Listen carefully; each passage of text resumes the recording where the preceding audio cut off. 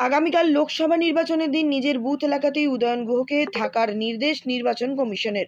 বৃহস্পতিবার দুপুর 2:30 নাগাদ নির্বাচন কমিশনের এমন নির্দেশ চাউর হতেই দিনহাটা মহকুমা সহ গোটা জেলার রাজনৈতিক মহলে শোরগোল ছড়িয়ে পড়ে। প্রসঙ্গত, ভোটের আগে এক প্রকার অস্বস্তি বাড়ল রাজ্যের উত্তরবঙ্গ উন্নয়ন মন্ত্রী উদয়ন গুহর। উল্লেখ্য, গত মঙ্গলবার কোচবিহার লোকসভা আসনের বিজেপির প্রার্থী তথা কেন্দ্রীয় স্বরাষ্ট্র প্রতিমন্ত্রী নিশীথ প্রামাণিক মন্ত্রী উদয়ন গুহের গতিবিধি নিয়ন্ত্রণের জন্য নির্বাচন কমিশনে চিঠি করেন। আর নিশীথ প্রামাণিকের আর্জিতে সাড়া দিল নির্বাচন কমিশন। আগামীকাল শুক্রবার লোকসভা নির্বাচনে ভোটের দিন সকাল 6টা থেকে সন্ধ্যা 6টা পর্যন্ত মন্ত্রী উদয়ন গুহের গতিবিধিতে নিয়ন্ত্রণ নিজের বুথ এলাকাতেই থাকতে হবে তাকে, এমনটাই নির্দেশ নির্বাচন কমিশনের। আগামী কালকে প্রথম দফার নির্বাচন, আপনার গতিবিধিকে নিয়ন্ত্রণ রাখা হয়েছে। নির্বাচন সূত্রের খবর যে আপনার বিধানসভায় এলাকার বাইরে আপনি বেরোতে পারবেন না।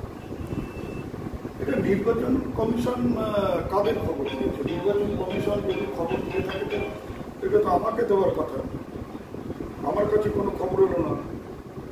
সাংবাদিকরা দেখি বলছেন, আমি ভাই এখন পর্যন্ত কিছু জানি না, তাই এই ব্যাপারে কোনো ভালো মন্দ মন্তব্য করা আমার ঠিক না। নির্বাচন কমিশন যদি এই ধরনের কোনো আদেশনামা জারি করে তখন এই ব্যাপারে আমি তবে একটা কথা, আমি একটা নির্বাচন কমিশনের কাছে আবেদন করব, যদি সত্যি সত্যি নিরপেক্ষ মানে এই নির্বাচনটা শান্তিতে হয় তাহলে আমি খুব খুশি হব।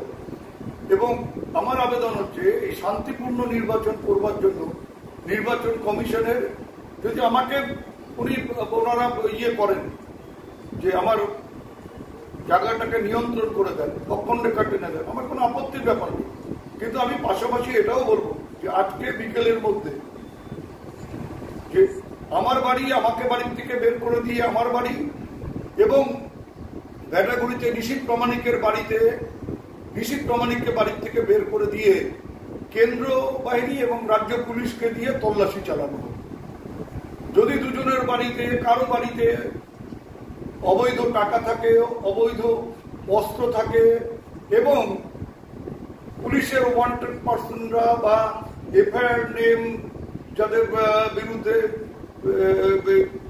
জামিন অযোগ্য মামলা আছে, তারা যদি আমাদের দুইজনের কারো বাড়িতে আশ্রয় নিয়ে থাকে তাহলে আমাদেরকে গ্রেপ্তার করুক, তাহলে আমার মনে হয় খুব শান্তিপূর্ণ ভোট হবে। একটা গ্যারান্টি দিয়ে বলা যেতে পারে যে 100% শান্তিপূর্ণ ভোট হবে যদি